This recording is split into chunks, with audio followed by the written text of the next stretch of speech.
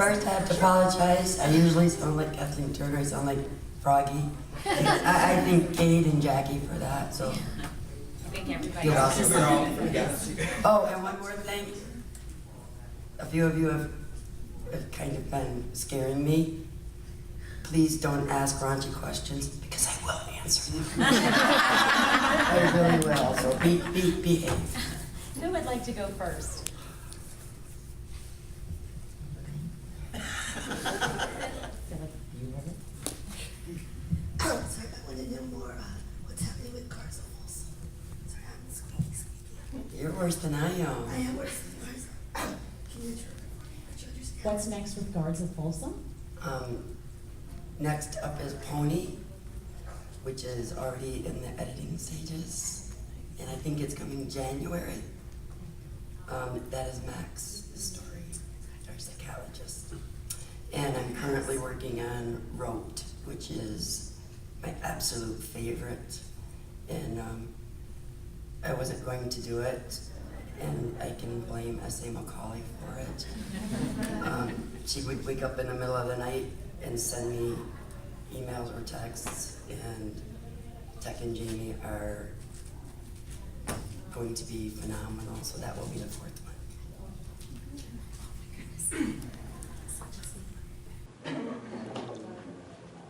Hi. No, this is fun. You write a lot of BDSM. How did you get into that genre? What chose you to go in that direction?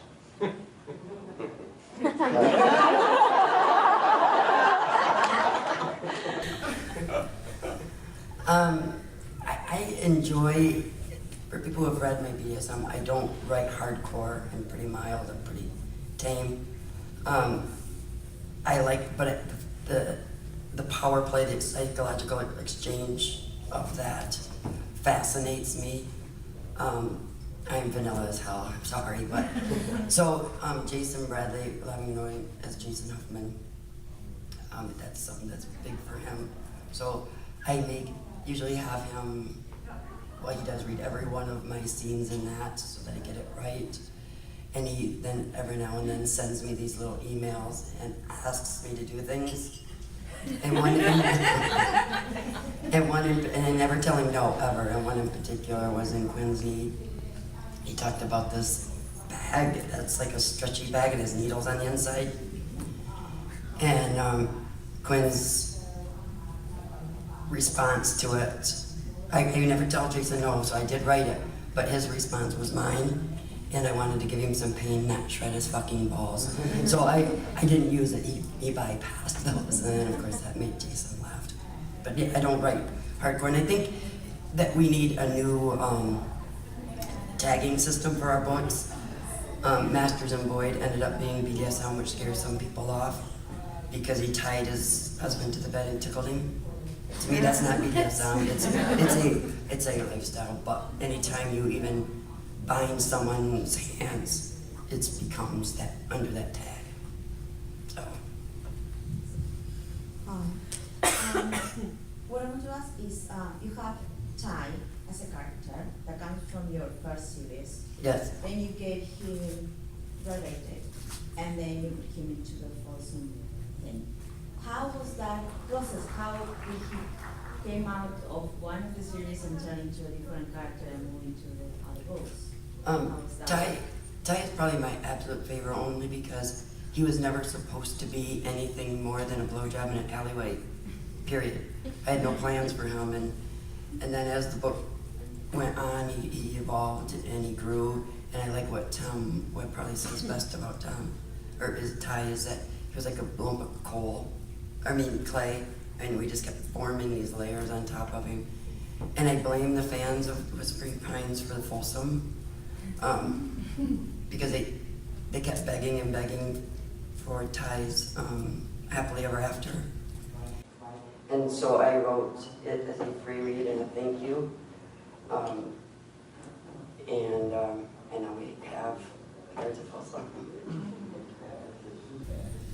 Now, what about research for these books? What sort of things do you do? Because like you said, I'm vanilla as heck. So how do you research these things to write them accurately? I do a lot of research, but not just for that. you know, I have Army guys and I have Marines, and I've never been, but I have family members that are. So yeah, I do a lot of research, but sometimes we get it wrong still because Google isn't always accurate. So I usually try to write something that, if I'm not familiar with it, then I know somebody who is. Base it on a person in your life that can Yes. give you that advice. Absolutely, every one of them are. Where did Whispering Pines come from? I have no idea. I saw my son has a friend that is absolutely gorgeous, and that's who Lurkin is based off of. But originally it was just supposed to be like this happily ever after one book. And once I got to 185K and it still wasn't done, I realized we had to go make it a trilogy. But yeah, Lurkin is definitely based off of a good friend of my son's. And he's so stunningly beautiful, you know, that but for Marcus, who's my son's friend, everyone assumed he was gay. He's not, but he's just so beautiful. And so that's where Lurkin came from. Next question.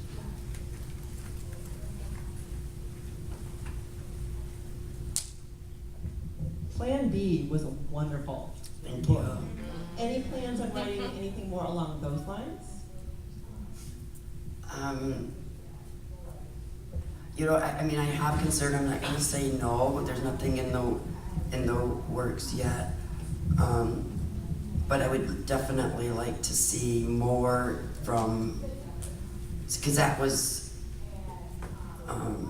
it was really difficult with the first person. So I would really love to get back into Lance's head so we can learn more about him. Tell us about Patrick from Wrong.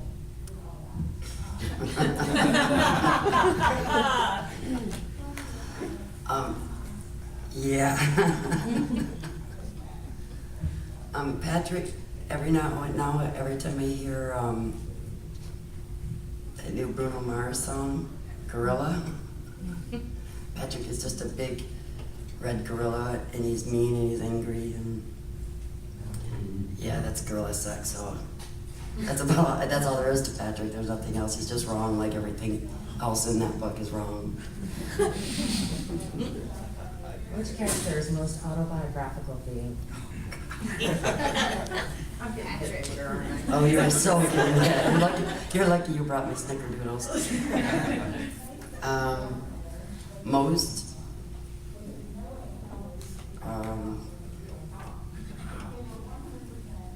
I'm gonna. I don't know, I'm trying to think too.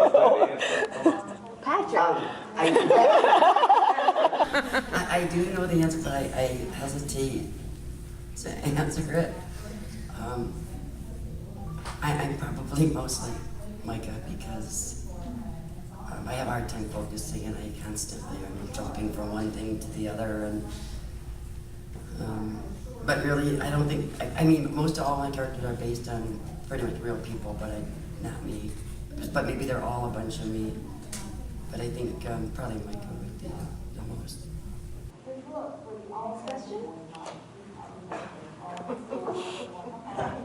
Joe. Hi, Joe. I just wanted to ask, you have released, how many books will you have released this year?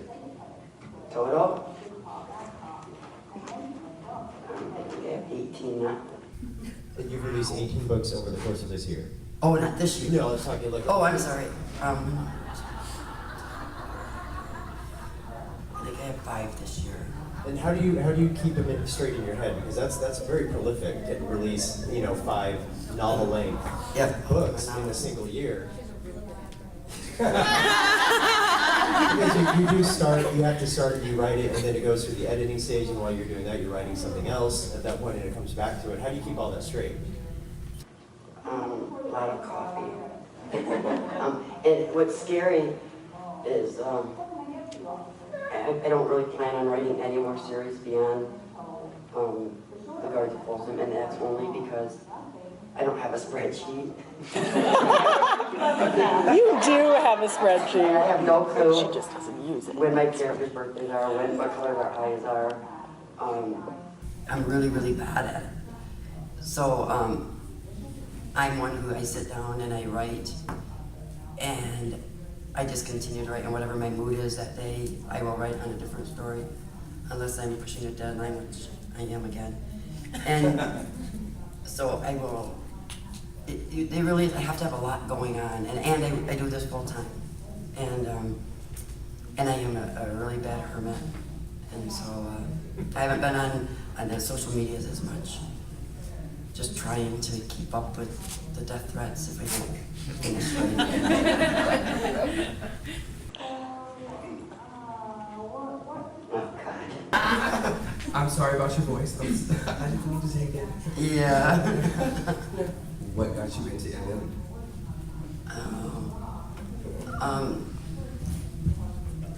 I think my very first one was by Laura Lee James, and I love Rough, Raw, and Ready. That's probably my all-time favorite. But also, once I started writing, I didn't have a clue who some of the authors were, and it was just like a crapshoot of picking a few here and there. And almost all of the first ones I read in the genre were kind of stereotypical.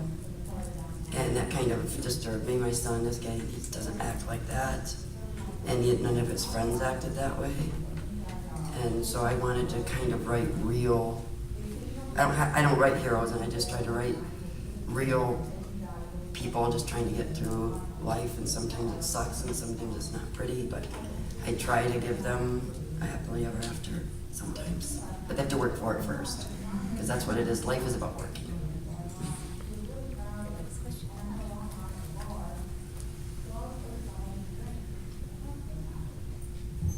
Do you have time to read? Who are your favorite authors and who inspire you on the journey? Who inspire me? Probably one of the most inspirational is Eric Garvin, because he's just got this amazing mind. And, I wish I could write like that. I don't think I'll ever be that good, so he definitely inspires me, and of course my BFF Scotty. And I don't know if you guys know it, but me and Sam, we get together every 2 weeks, and she's kind of disturbing, and that's why I love her. And of course, then I'm Team Zane, so yeah.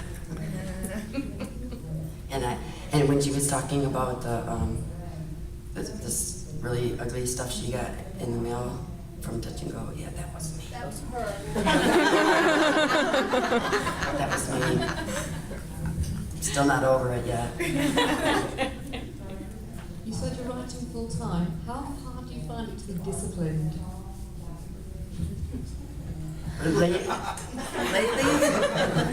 Lately it's been very hard. I've had some few changes in my life, and so it's been very hard. But I used to write anywhere from 12 to 16 hours every day. I won't have as many books coming out next year because I'm kind of dating again. Shush.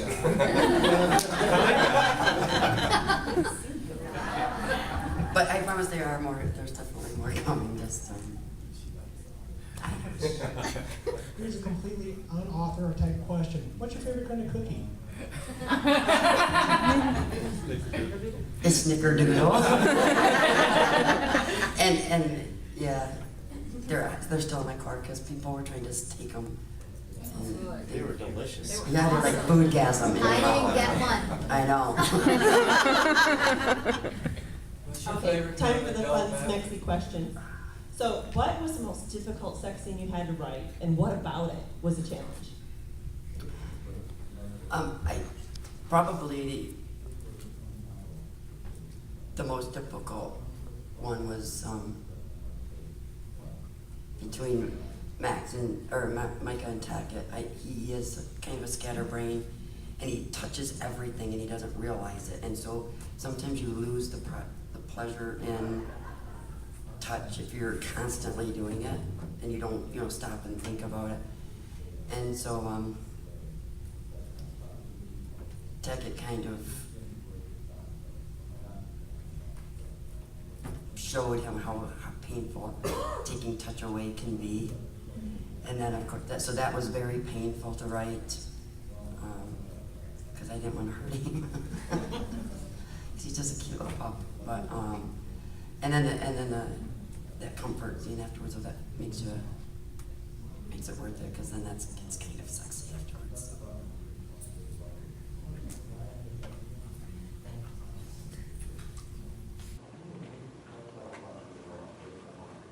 That scene was fabulous. I wrote you after I read it on Facebook, and it just, what you did, I mean, oh my gosh. Thank you. It still gets me. The love you showed him afterwards, it was just... You are an amazing writer.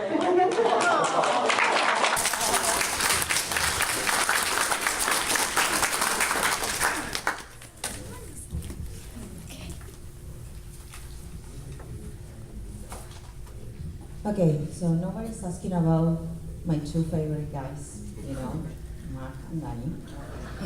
And I just love them. How was that? Was it a surprise when you were writing that short, free story, how they grow into something else? Do you expect them to be like that? How's?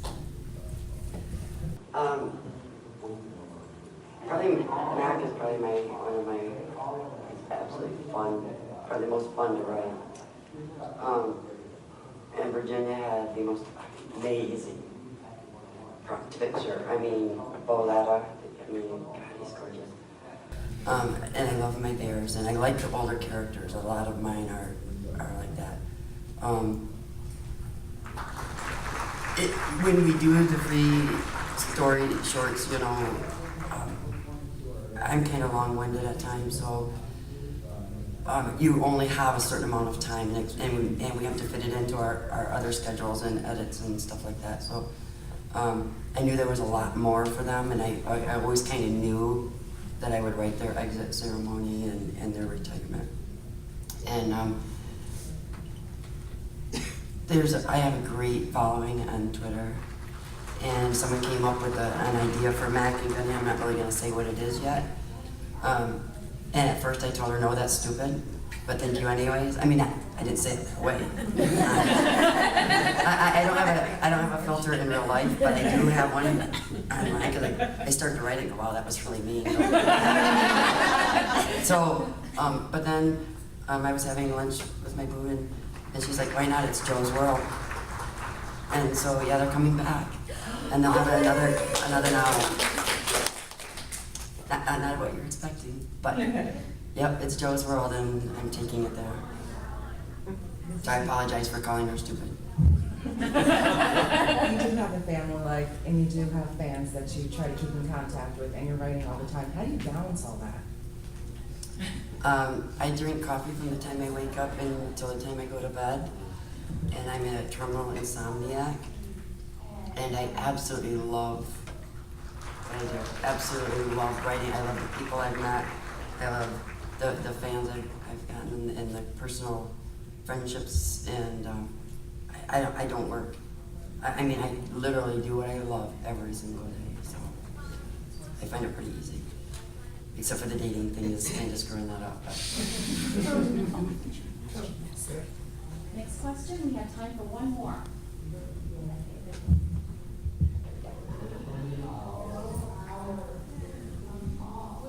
With Touch and Cover, how fun was it to come back and tell a similar story from a different perspective and be able to say, oh, wait a minute, we got that wrong. This is the way it really happened.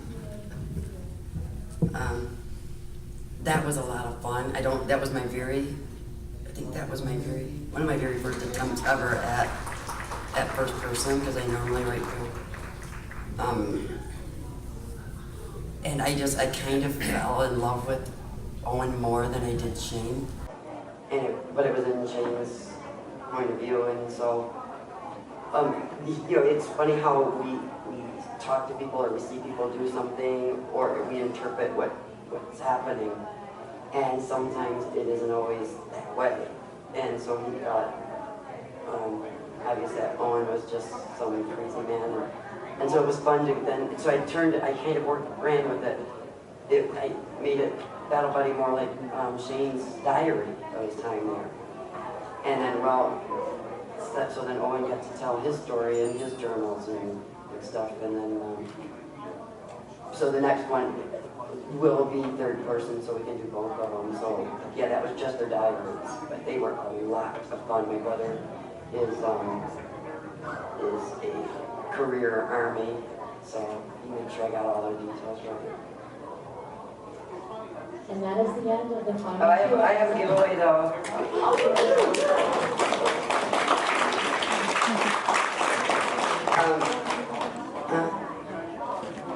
Yep, my most recent one is probably the hardest book I've ever written in my life, and I dedicated it to my sister. So if whoever has a birthday closest to hers, and hers is January 2nd. That's my birthday.